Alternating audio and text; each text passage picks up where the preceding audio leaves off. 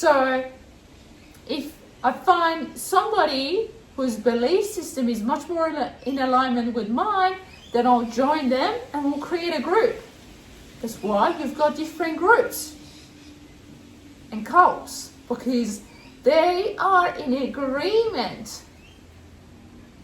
Not because what they say is the truth, but because their belief system reflects a similar frequency, or at least at its core, it is on the same wavelength.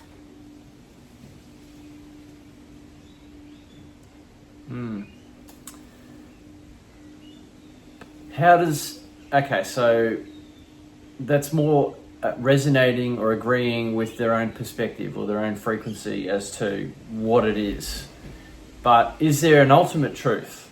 Like, you know, and I'll give a crude example. If I punch someone in the arm, right, there's a direct cause and effect there.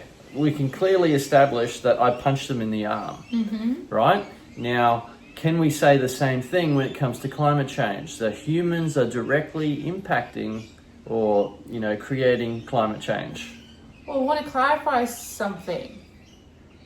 You punch them in their arms, but the disagreement is going to arise if you would add this question. Did they attract the experience or did they punch their arms? That's where the disagreement will kick in and may reflect two different belief systems. So what was your other question?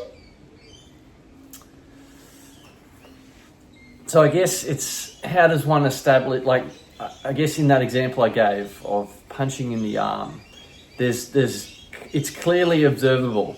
You know, if I take my arm and I punch somebody in the arm and they feel the pain of that, we can say, or an observer could say, hey, yep, we saw there was a direct effect from the punch going into the arm. That did happen.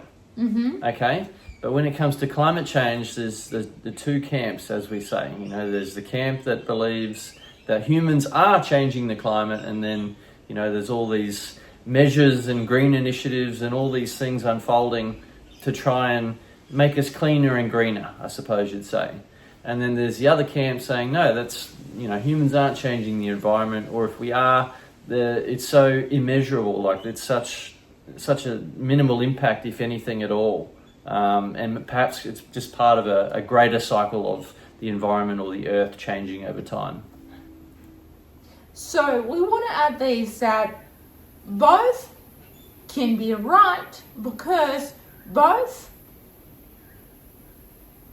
are executing what their belief system would ask them to do.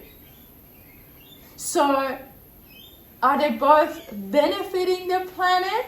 Yes. Are they both creating contrast? Yes. You see, there is strong asking for both of them. That's why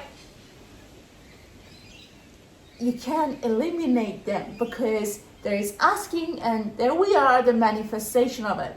And there is another form of asking and here we are, a manifestation for it.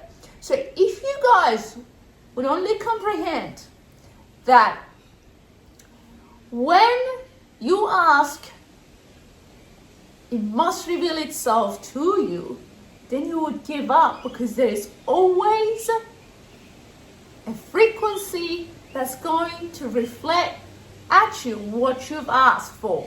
That's the answer. So let's put it this way. Which group is right? And we'll say both. Why? Because they are both responding to a form of asking.